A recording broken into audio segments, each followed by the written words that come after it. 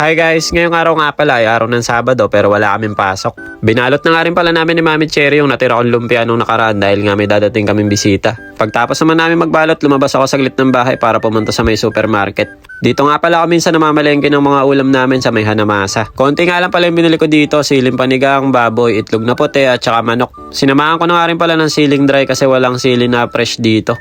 At saka isang boteng gata na rin kasi magluluto nga tayo ngayon ng Bicol Express para sa mga bisita natin. Pasensyahan nyo na nga pala yung voiceover ko ngayon guys, medyo sinisipon pa rin ako kaya medyo ngongo pa rin yung boses natin. Pagdating ko nga pala sa bahay, hiniwa ko na rin yung mga gagamitin ko para sa pagluluto ng Bicol Express. Si Mami Cherry busy naman sa pagre-ready ng higaan dito dahil yung mga bisita natin ay dito nga rin matutulog. Si Bossing Botchog naman busy sa panonood ng TV at si Ate Sauri naman dito siya naglalaro sa may computer natin. Mga bandang hapon na nga rin pala to kaya ayan nagmerienda na nga si Kuya Seichi. Pagtapos nga magmerienda ni Kuya Seichi ayan pinaliguan na rin ni Mami Cherry yung mga bata. Si Botchog naman kinakalabit na naman yung baril niya, baka naman Botchog magka-violation na naman tayo niyan.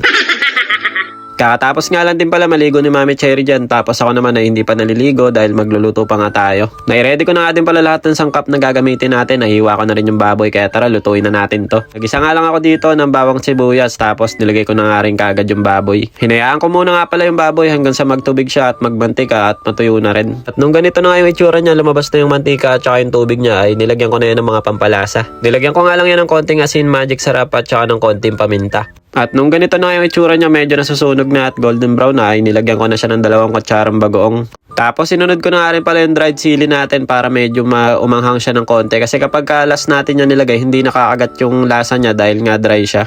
Pero kung isasama mo yan sa pagpapakulo ng tubig, kahit papano lumalasa naman yung sili. Sinunod ko na nga rin pala yung isang boteng gata natin, nilahat ko na nga yan kasi medyo marami naman yung baboy na niluto natin. Habang iniintay nga natin ito magmantika, nilagyan ko na rin siya ng patis para okay na talaga yung lasa niya at saka konting paminta ulit. Siya nga pala guys, si Ate Sauri napakahilig sa broccoli niyan. Kaya nung gabi puro broccoli lang yung kinain niya, ang dami niya nakain. At dahil si Mami Cherry dyan yung vlog ay hindi ko makain ng maanghang, nagluto na lang siya ng itlog dito at saka ng tuyo. Yun nga lang, nung nakita ni Botchog na luto na yung itlog ayan, nagpakurot sa akin at sinubukan ko na lang ng maliit. Bali late na nga rin pala nagdatingan yung mga bisita natin kaya yung mga bata nauna nang kumain pati ito si Mami Cherry. At eto nagmantika na nga rin pala yung sabaw ng Bicol Express natin kaya nilagay ko na nga rin to mga siling panigang. Lipas nga ang 2 minuto eto naluto na rin yung siling panigang natin at eto na yung kinalabasan niya guys, napakasarap niyan. Ganitong luto talaga ng Bicol Express yung gusto ko, ayoko nung medyo matubig siya, no, gusto ko yung nagmamantika talaga yung gata niya. Pagkatapos nga maluto ng Bicol Express, eto sinalang ko na rin yung mga binalot namin lumpiang Shanghai ni Mami Cherry. Buti nga may natira pa tayong lumpia dito kasi kung nagkataon baka hindi pa kumasya sa bisita natin yung niluto nating Bicol Express. Pala ang bisita nga pala natin ngayon si Kuya JP at saka si Tong in Japan. Kasama nga rin pala niya si Ate Jessica, yung asawa niya at saka yung anak niya. Kaya tuwan-tuwa rin yung mga bata kasi meron din silang kalaro. Kasi madalas kami yung nagpupunta sa bahay nila, halos 2 or 3 beses na nga rin pala ata kami nakikitulog sa bahay nila eh. Kaya ngayon kami naman yung bumawi sa kanila, sila naman yung nakitulog sa bahay namin. May dala nga rin pala sila kay JP ditong vodka, no? Hindi naman halatang lasinggero tayo, no? Sabay-sabay na nga rin pala kami kumain dito kasi medyo malayo pa yung pinanggalingan nila. Sabi ko nga, wag silang mahihiya kasi marami akong sinaing.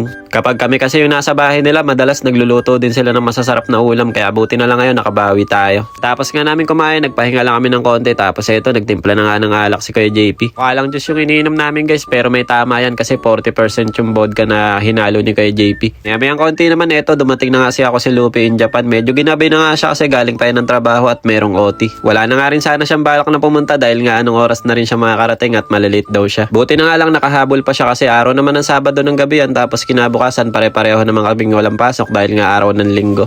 Medyo napuyat rin kami nung araw na yan, hindi naman dahil sa napasarap yung inuman namin kundi napasarap yung kwentuhan. Dahil syempre alam niyo naman pare-pareho naman kaming busy dito sa Japan at bihira lang din kami magkita-kita.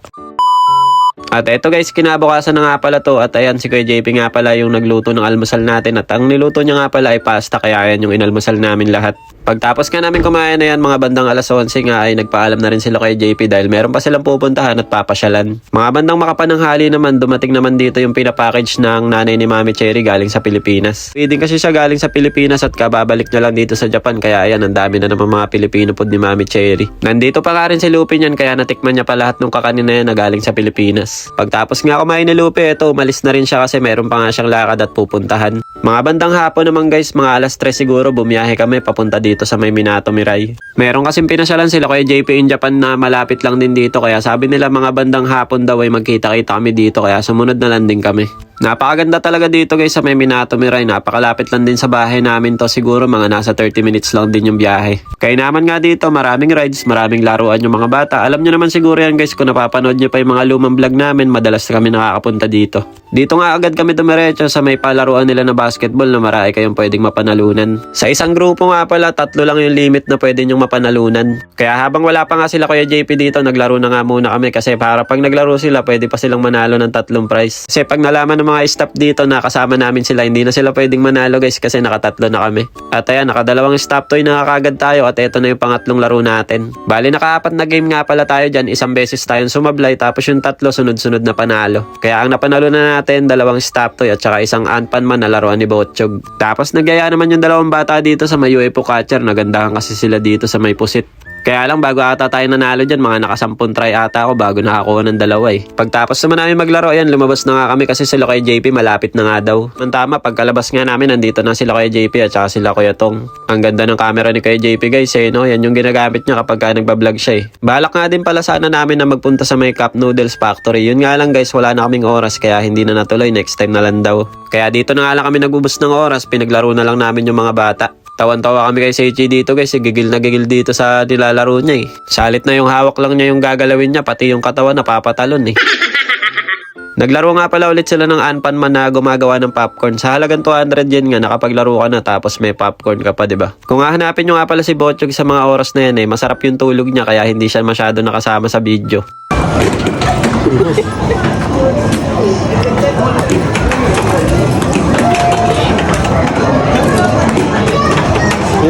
After nga namin maglaro ito, nagising na nga si Bossing Botchog kaya inabot na nga rin namin yung napanalunan ko sa may basketball. Tapos naglakad na nga rin pala kami nito papunta sa mga rides na mga pambata. Dito kasi sa may Minato Miray guys, maraming rides dito. Meron pang matanda at saka mga pambata. Pero dahil ilang beses na kami nakapunta dito, sawa na nga kami ni Mami Cherry sa mga rides dito. Halos ilang beses na rin kami nakasakay dyan Kaya sa tuwing nagpupunta rin kami dito, hindi na rin kami sumasakay ni Mami Cherry. Yung mga bata na lang talaga yung mga pinaglalaro namin. Siya nga pala, marami din mga Pinoy na nagpupunta dito kasi ang mura lang ng rides nila. Dito na nga pala yung mga rides ng mga pambata guys. Kaya yan, puro pambata yung makikita yung rides dyan at saka mga laruan. Hindi na nga lang din ako masyado nakapag-video sa kanila dahil nga si Seichi yung binabantayan ko. Tapos si Mami Cherry naman binabantayan si Ate Saori at saka si Botchog. Si Seichi guys, halos sinakyan na naman niya lahat ng train dito. Kahit nga itong si Thomas, hindi nakaligtas O paano guys, hanggang dito na lang muna. Kita-kits na lang ulit tayo next video. Diyan mata arigatou gozaimasu. Ngek ngek ngek. Bye bye.